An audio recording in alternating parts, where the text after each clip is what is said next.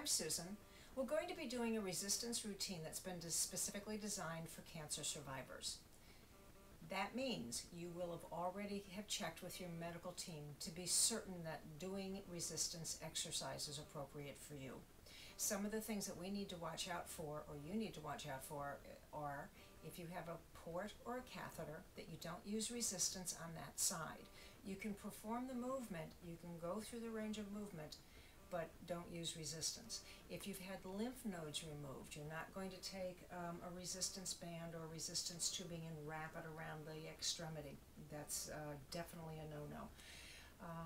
You're going to make sure you stay hydrated. If you feel dizzy, I need to have you stop. But most importantly, if I do 8 reps, but you are not up to doing 8 reps or 12 reps, I want you to stop. When you need to, take a rest and then pick back up. No problem. So that being said, let's go ahead and roll those shoulders back. Need to have you make sure that the belly is braced at all times. We're using these supporting torso muscles to keep us upright. So let's go ahead and take a weight. You're going to hold it in your hand. You're going to go ahead and brace that belly, hinge forward from your hips, rest the other arm on your knees. This is going to give us some additional support for the back.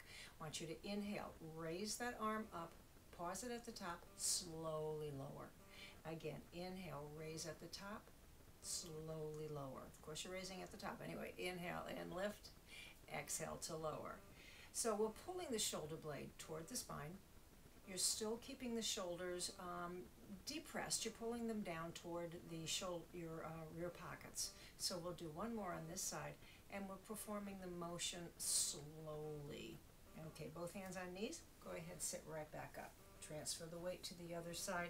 Brace the belly, hip hinge forward. Allow this arm to hang here. Take a nice deep breath. Inhale and then exhale, lifting up and then lowering. So again, if you have a port or a catheter on this side, then you'd be doing the motion without the weight. It's not a problem. You'll just focus on pulling the shoulder blade into the spine, breathing, maintaining your breathing, and maintaining the nice bracing through the torso. We've got to make sure that that back is supported at all times. Now, I don't want you to scoop so deeply that you can't breathe. So this is just a mild contraction. One more on this side, if I've counted correctly, which oftentimes I don't. Both hands on the legs. Roll the shoulders back and press right back up. Placing this weight down, go ahead, grab tubing or bands, either one. You're going to take your elbows and place them by the rib cage. Now you're not jamming into the rib cage. I don't want you to cut off the circulation to your hands. Roll the shoulders back, keep these shoulder blades depressed, and then separate those hands.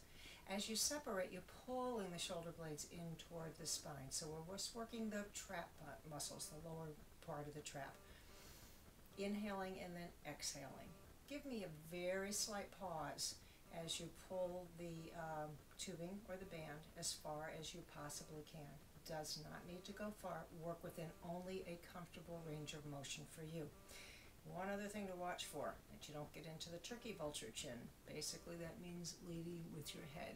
So we're going to keep the cervical spine nice and neutral. How about one more? Exhale. Perfect. Alrighty, and replacing the tubing back to your weights.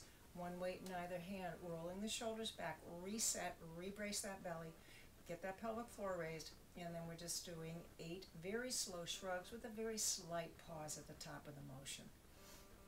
And then exhale. Don't forget the inhale, exhale part, please. I don't want you holding your breath. I don't want you to get dizzy and fall off the chair. That'd be really embarrassing. And down. So we'll do 3 more, just like this.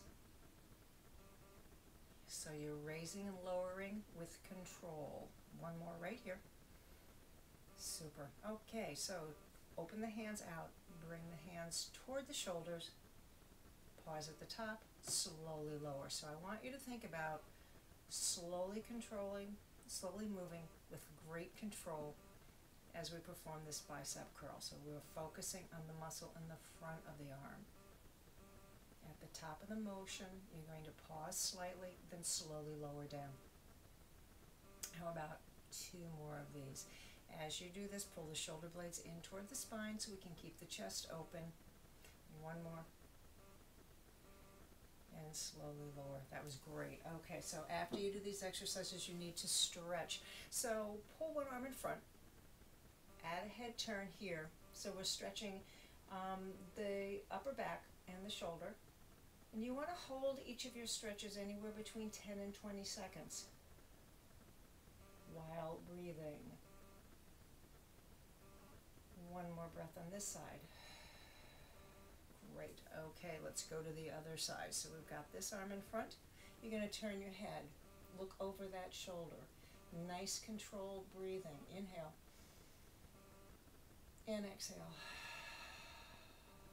Great. Inhale. And exhale. Last time. Inhale. And exhale. So, stretching out the biceps, you can just press the heel of the hand away from you and straighten the arm out. Now, if you are up to it, you can go ahead and go back to the beginning of this small segment and repeat the exercises that we did. You'll repeat your rows, you'll repeat the trap squeeze, you can repeat the shoulder shrugs and the bicep curls, and then do your stretching. And then release. Take it down. Roll the shoulders back. Take a big, big, nice deep breath. Exhale here. And thank you.